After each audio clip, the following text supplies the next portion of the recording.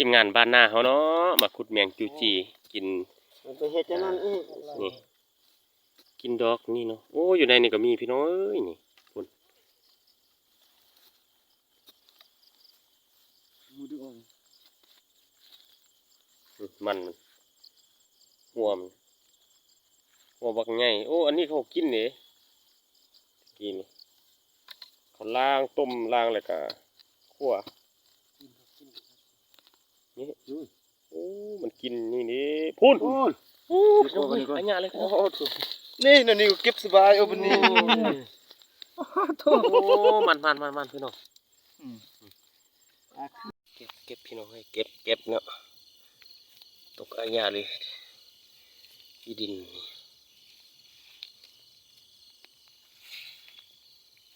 เก็บที่ดินเอา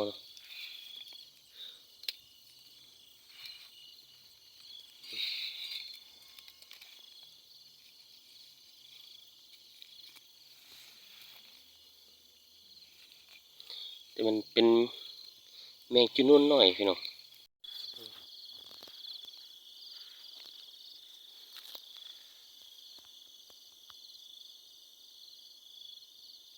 ตัวมันใหญ่เนาะพี่น้อง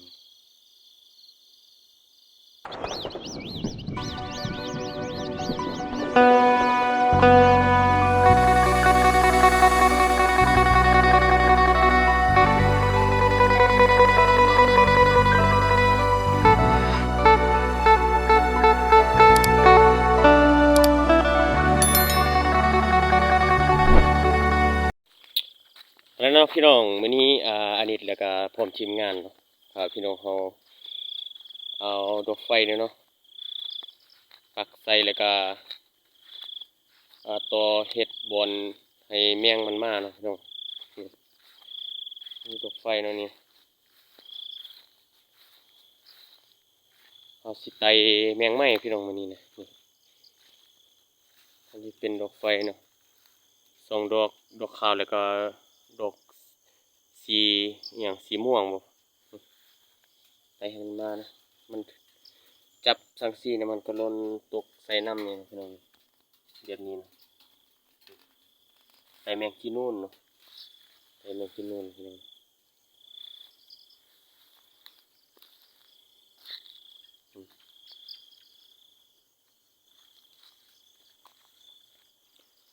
เขาสิไตไว้แบบนี้เนาะจักหน่อยประมาณ1 ชั่วโมง 2 ชั่วโมงแล้วเขาสิมาเบิ่งเนาะว่ามันสิมีแมงมาหรือบ่เนาะแต่ว่าฝนก็บ่ตกเนาะคันฝนตกอาจสิมีหลายหน่อยนึงพี่น้องฝนบ่ตกเนาะคันฝนตกนี่มันมาหลายเนาะอันนี้ก็เอาลองไต่เบิ่งเนาะมื้อนี้เนาะ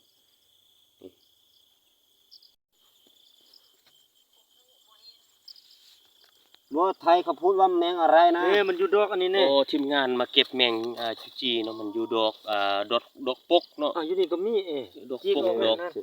อีหยังก็บ่ฮู้เนาะนี่เป็นแบบนี้เนาะดอกมันว่าไทยเขาพูดแมงอะไรนะไม่รู้ว่ายกหัวมันออกมันจึงได้เก็บสบายตื้อทีมงานบ้านหน้าเขาเนาะมาขุดแมงจูจีกินไปเฮ็ดจังนั้นอีกนี่กินดอกนี่เนาะโอ้อยู่ในนี่ก็มีพี่น้องเอ้ยนี่พุ่นมือดึงออกมันหัวบักใหญ่โอ้อันนี้เขากินเด้กินนี่เขาล้างต้มล้างแล้วก็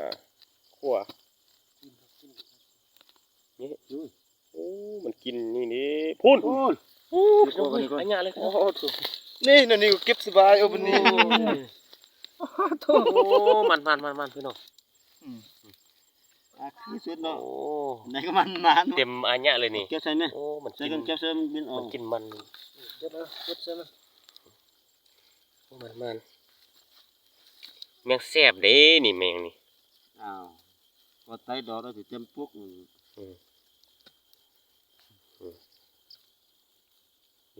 นี่แกงสมบ่สมปอนหลายอันนี้นี่แกงส้มนี่มันกินหัวฮิเก็บนี่ฮิอย่างเอ๊ะตกอีก โอ้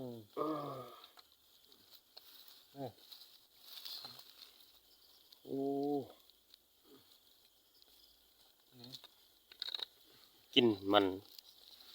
อันนี้เคี่ยวออกมาหมดอ่ะ กินเลิกแต่ว่านี่นะ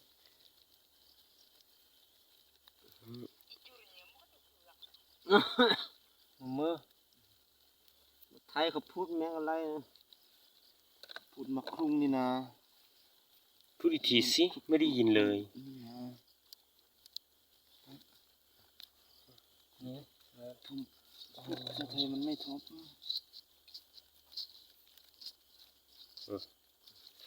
ได้เยอะมากครับผม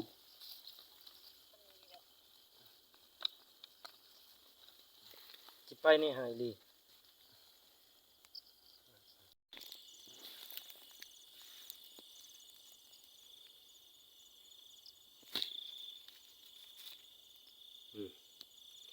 มันมาแต่เปลี่ยนพี่น้อง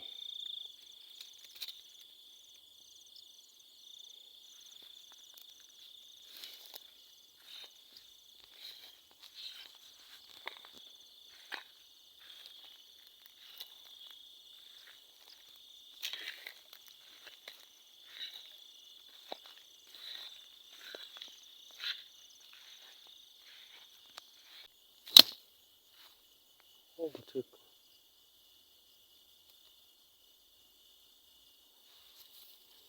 บินแล้ว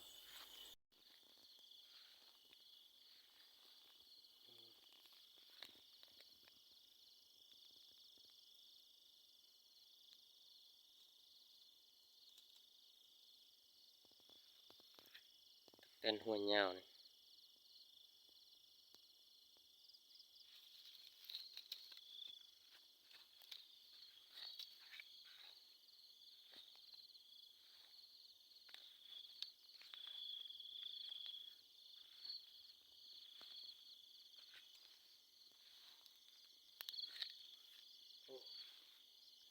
ตัวเมืองมาก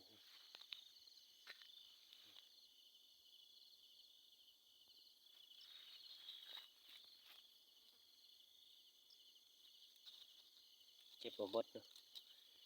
ก่อนจะซอกได้นี่ยากพี่น้องมีคนจะนึงอีก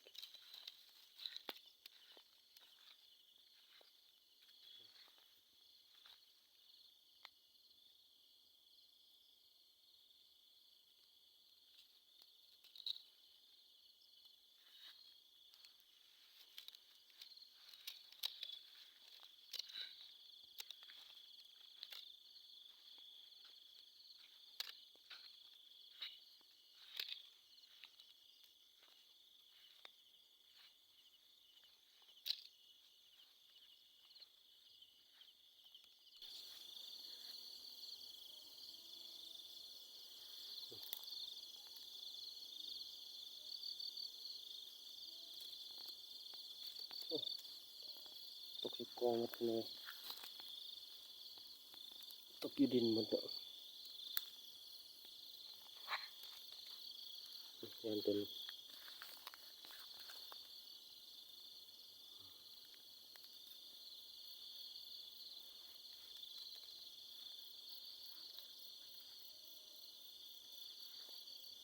มีสองตัวนะ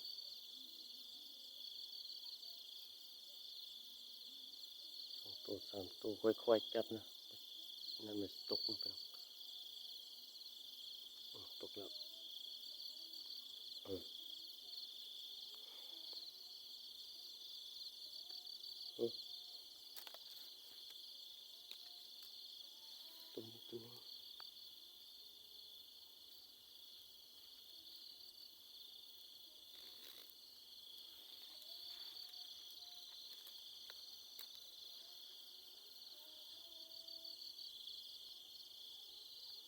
มันกินใบกระทันไปหน่อย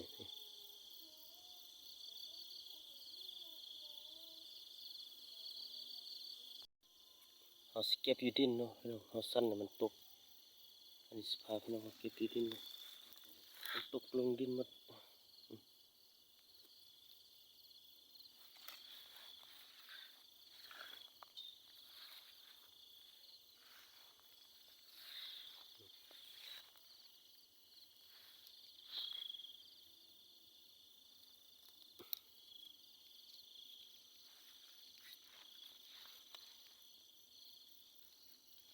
ลายเติบเด้อพี่น้องนี่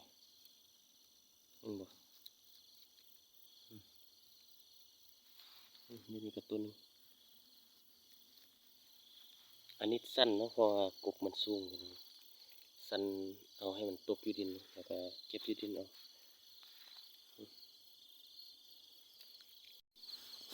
นี่มันตกอยู่ดินหมดพี่น้อง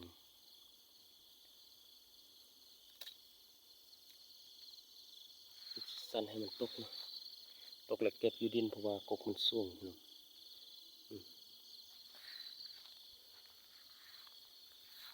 แล้วก็กินแถวต่ำนี่ก็มีเนาะนี่ใบไม้ต่ำนี่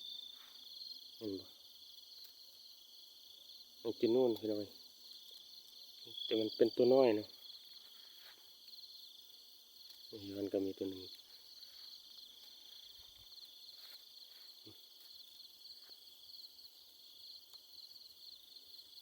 ตกแล้ว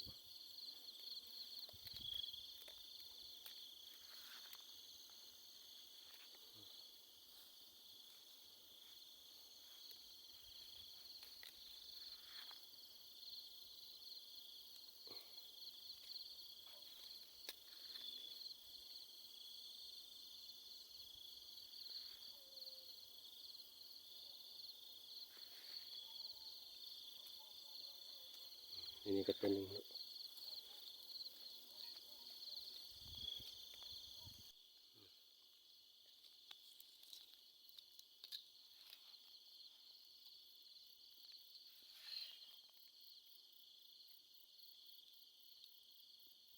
บ่แม่น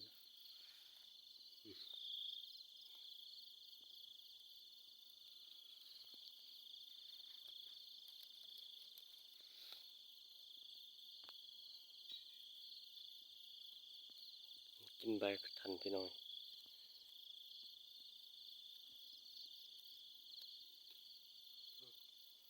ตกบุบบักบุบบับแหละโอ้มันดีเด้พี่น้อง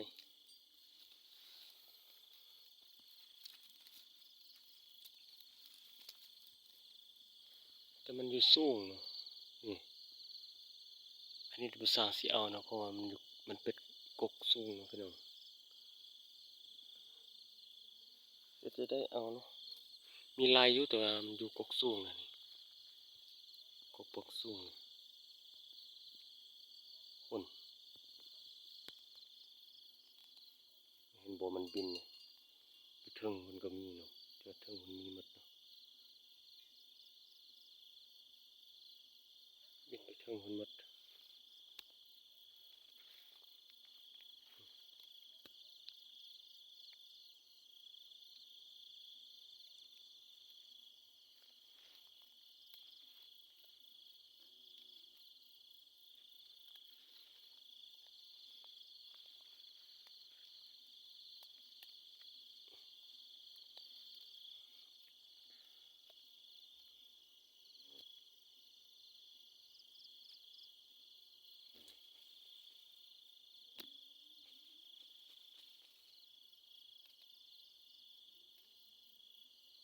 เนี่ยอันนี้ก็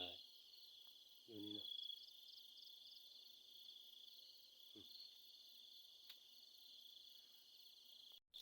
ะไตเมื่อกี้ก็ได้ไล่เติบพี่น้องอยู่กกกระทันนั่นเนาะก็ถือว่าได้ไล่เติบเนาะใส่คลองนี่เนาะพี่น้องเนาะเดี๋ยวนี้อันนี้สิพาเฮาอันนี้สิพาพี่น้องเฮาเนาะเมื่อเบิ่งอยู่ดอกไฟเนาะเมื่อกี้อันไตไว้อะเนาะว่ามันสิมาอยู่บ่เนาะพี่น้องเนาะเพราะว่าเมื่อกี้อันนี้ไปหั่นเนาะมันก็ยังบ่มาเนาะแล้วเดี๋ยวนี้ก็ไล่ชั่วโมงเติบเนาะ2 ชั่วโมงนี่แหละลองไปเบิ่งเนาะว่ามันสิมีบ่ว่ามันสิมาบ่เนาะเป็นจังไดเดี๋ยวนี้เฮาก็ใกล้ๆสิฮอดบ่อนดอกไฟแล้วพี่น้องเห็นบ่ดอกไฟอยู่พุ่นเนาะเดี๋ยวสิพาพี่น้องเฮาเนาะไปเบิ่งเนาะว่ามันสิมาบ่พี่น้องเพราะว่าช่วงนี้ฝนก็บ่ตกเนาะคันฝนตกนี่ฝนตกฮ้อนแรงนี่เฮามาไต่นี่มันอันตรายเนาะอย่างใหม่นี่เป็นตะแตนบ่หรือว่าแมงจีนูนเนาะจูจีจีนูนเนาะมาหมดเนาะพี่น้อง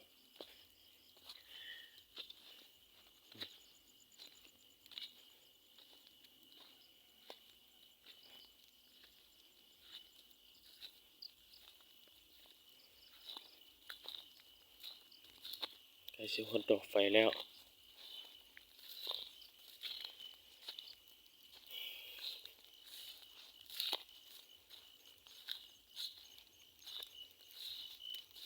ทีมงานเขาเพิ่นก็เมื่อหมดแล้วเนาะแต่บ่ไต่ไกลเนาะพี่น้องนี่ไต่อยู่หลังบ้านเลยเนาะอันนี้นะ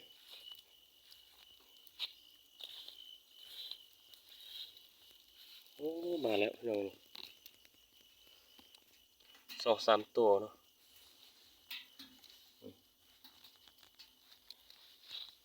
นี่จุกจีนี่อย่างอันนี้เนาะ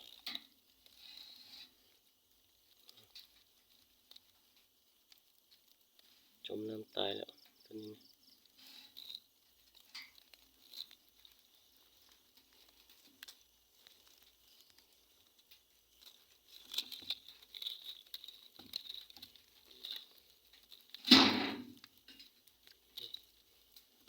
มันบ่ค่อยมาเนาะพี่น้อง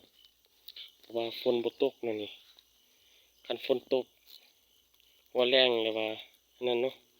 เอามาไต่มันสิมาไล่เนาะแมงเนาะอันนี้มันบ่มีฝนพี่น้อง